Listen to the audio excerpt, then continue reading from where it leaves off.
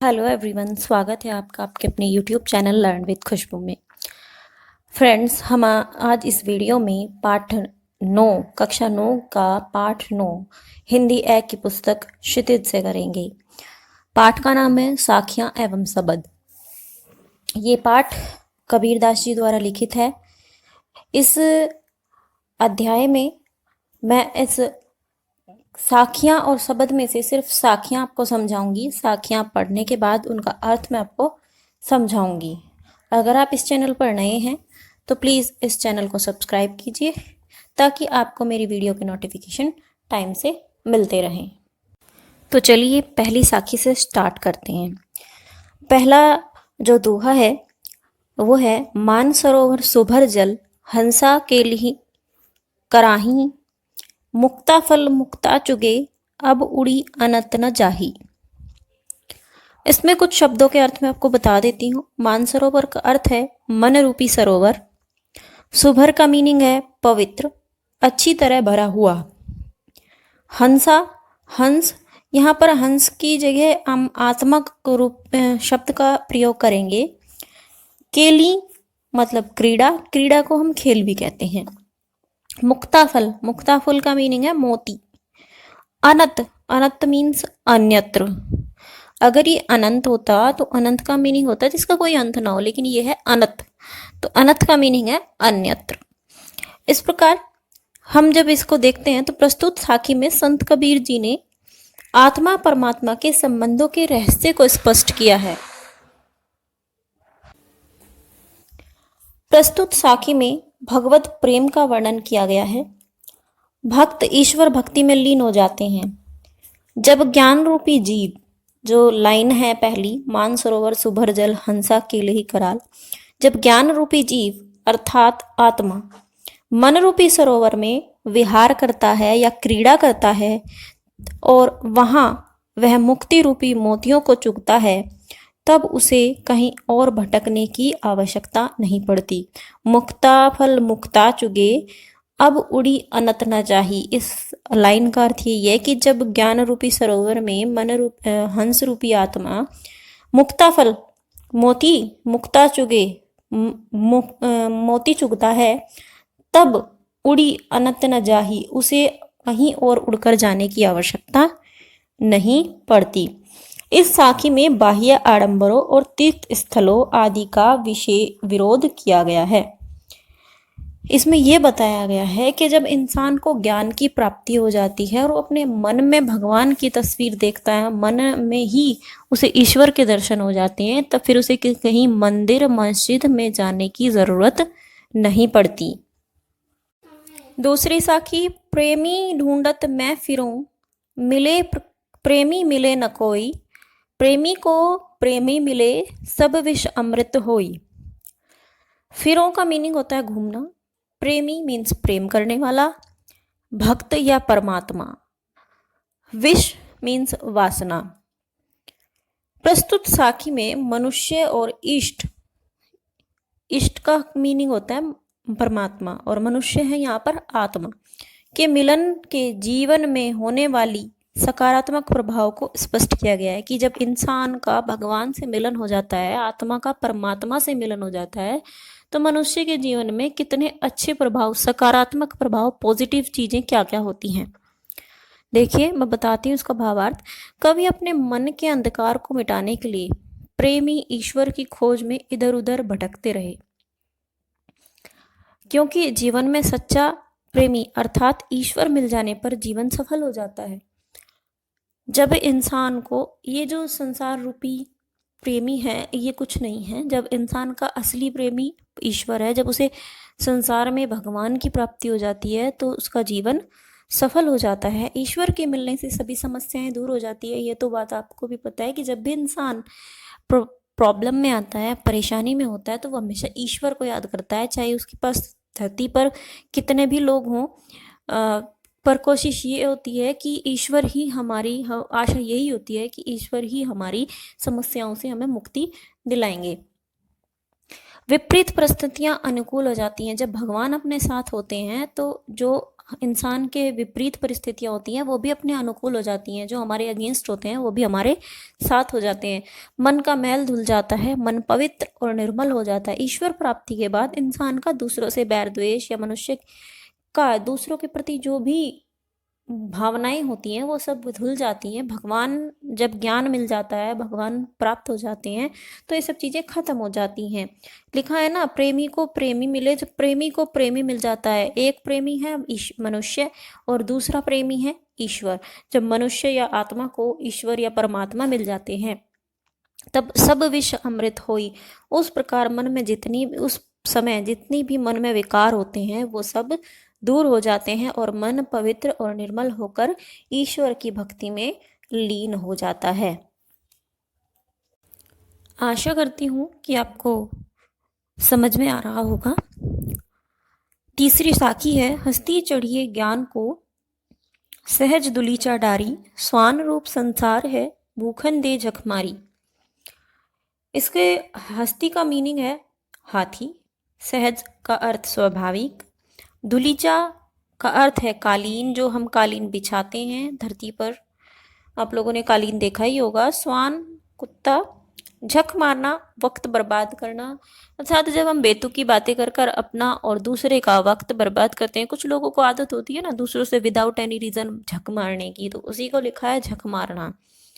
प्रस्तुत साखी में ज्ञान के महत्व को दर्शाते हुए कबीरदास जी ने ईश्वर प्राप्ति में ज्ञान को प्रमुख माना है।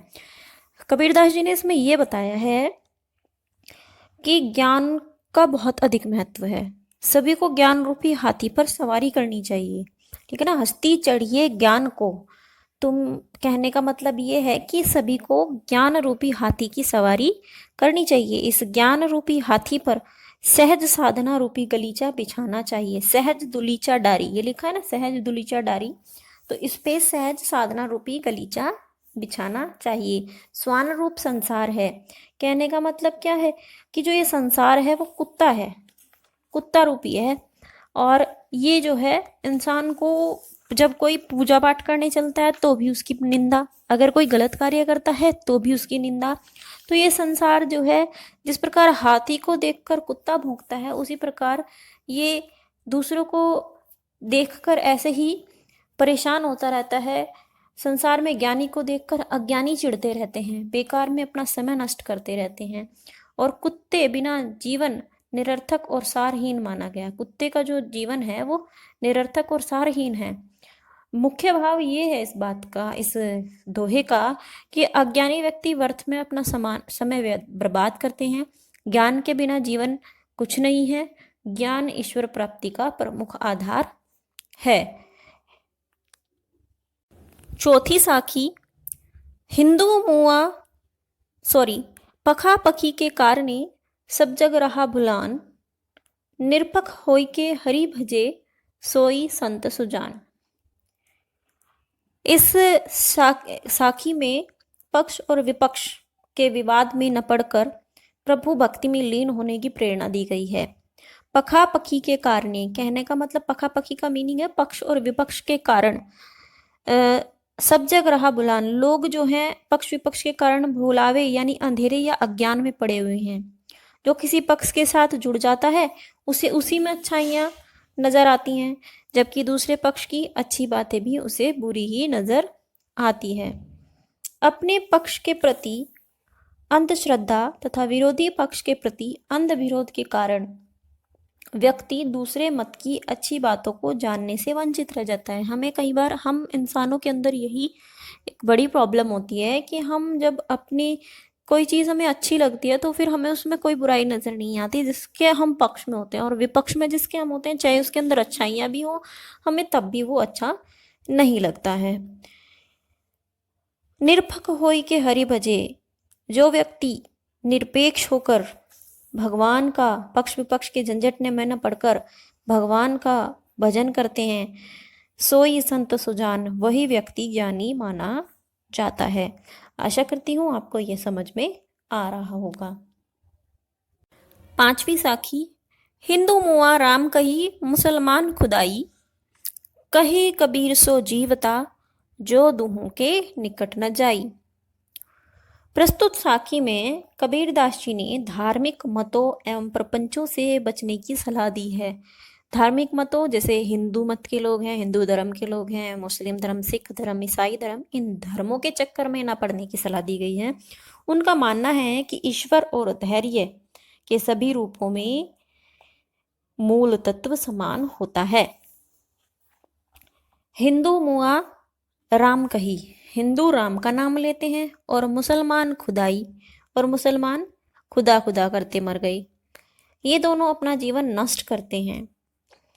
वही व्यक्ति सच्चे अर्थों में जीवित है, कहे कबीर सो जीवता। वही व्यक्ति सच्चे अर्थों में जीवित है जो इन दोनों के निकट नहीं जाता, जो दुहों के निकट न जाई, जो इन दोनों के निकट नहीं जाता है। कहने का अर्थ यह है कि ईश्वर सर्वव्यापक है। लोग भ्रमवश उनसे अलग अलग मानते हैं, कहते हैं ना ईश्वर एक है। हम लोगों ने अपने अपने धर्म बनाए हुए हैं। कोई हिंदू राम को पूजते हैं और मुसलमान खुदा को। उनके नाम पर किसी प्रकार का भेदभाव उत्पन्न करना ठीक नहीं है। आज अच्छा जीवन वही व्यक्ति जी सकता है जो किसी संप्रदाय के चक्कर में न पड़कर अपने कर्तव्य पथ पर निरंतर आगे बढ़ता रहता है। इन झंझटों से दूर रहने वाला व्यक्ति अपना जीवन उचित ढंग से जी सकता है। इस साखी में सांप्रदायिक भेदभाव और कट्टरता से दूर रहने के लिए बिहेवियर सोसाइटी में इनको सलाह दी गई है कि व्यक्ति संप्रदाय और कट्टरता से दूर रहे। अगली साखी, काबा फिरी काशी भया, राम ही भया रहीम, मोट चून मैदा भया, बैठी कबीरा जीम। काबा मुसलमानों का पवित्र स्थान है, काशी हिंदुओं का है। मोट मोटा, चून हम आटे के लिए ही एक शब्द है। मैदा आटे का महीन रूप। आप लोगों ने मैदा यूज़ किया होगा खाने के लिए, जो भी चीज़ बनती है। आटे को जब बहुत ज़्यादा बारीक पीस दिया जाता है तो वो मैदे का रूप ले लेता है। जीम का मतलब है खाना या भोजन करना। प्रस्तुत साखी में अलग अलग धर्म और संप्रदाय के लोगों को आपसी मतभेद भुलाकर पारस्परिक प्रेम और सौहार्द से जीवन व्यतीत करने की सलाह दी गई है, प्रेरणा दी गई है। प्रस्तुत साखी का मूल भाव यह है कि हिंदू और मुस्लिम दोनों की सत्ता एक ही है। काबा फिरी काशी भया। कुछ लोग मस्जिद में जाते हैं, काबा में जाते हैं, और कुछ लोग काशी में जाते हैं। काबा और काशी दोनों एक ही हैं।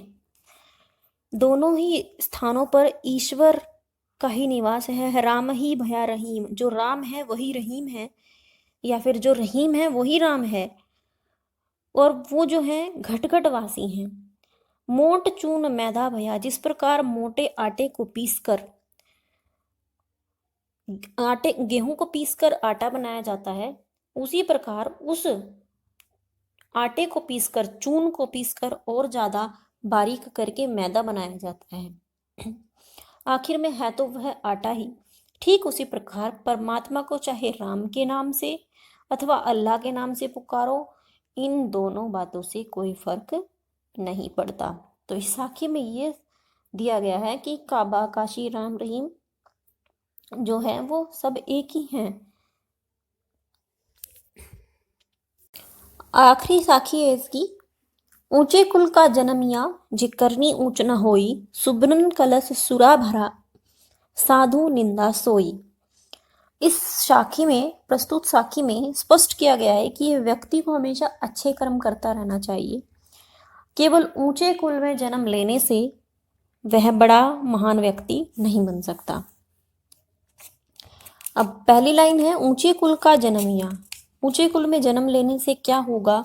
जे करनी ऊंच न होई, अगर आपकी करनी, आपने जो कार्य किए हैं वो अच्छे नहीं होंगे। ऊंचे कुल में जन्म लेने का कोई फायदा नहीं है, कोई वो व्यर्थ है अगर आपके कार्य अच्छे नहीं हैं।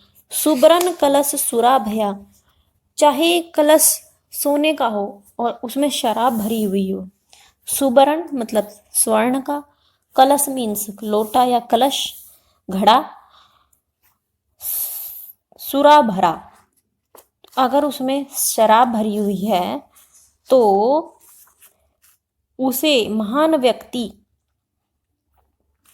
उसकी बुराई करेंगे, जो साधुजन हैं उसकी बुराई करेंगे। साधु निंदा सोई, साधु लोग उसे देखकर ये नहीं कहेंगे कि हाँ ये स्वर्ण का कलश है। चाहे तुम, इसमें ये बताया गया है कि चाहे आपका कुल कितना ही अच्छा हो, अगर आपके स्वयं के कार्य अच्छे नहीं हैं तो कुल के नाम से आपका उद्धार नहीं हो सकता। अपने उद्धार के लिए या अपनी निंदा या प्रशंसा के लिए आप स्वयं ही जिम्मेदार होते हैं। अगर आप ये सोचते हैं कि मेरे पेरेंट्स या मेरे घर वाले एक बहुत अच्छे कुल के हैं, बहुत अच्छा मेरे घर वालों का नाम है, तो उसकी वजह से सब लोग मेरी इज्जत करेंगे, ये नहीं होता है। आपके अपने कार्य ही आपकी प्रशंसा या निंदा के जो है उसके लिए, आपकी प्रशंसा या निंदा के लिए आपके स्वयं के कार्य उत्तरदायी होते हैं, आप स्वयं उसके उत्तरदायी होते हैं। सो फ्रेंड्स, आशा करती हूँ कि आपको ये साखियाँ समझ में आई होंगी। जो इनका दूसरा पार्ट है वो है शबद, वो मैं आपको अपनी अगली वीडियो में लेकर आपके सामने हाजिर होंगी, क्योंकि वीडियो ज़्यादा लंबा हो जाएगा। तब तक के लिए आप इन्हें समझिए, मैं अपने नेक्स्ट वीडियो में शबद का पार्ट लेकर आपके सामने हाजिर होंगी। अगर आप इस चैनल पर नए हैं तो प्लीज़ इस चैनल को सब्सक्राइब कर लीजिए। अगर आपको वीडियो अच्छी लगी है तो प्लीज़ कमेंट कीजिए और वीडियो को लाइक कीजिए और अपने दोस्तों तक शेयर कीजिए। देखने के लिए आपका बहुत बहुत धन्यवाद।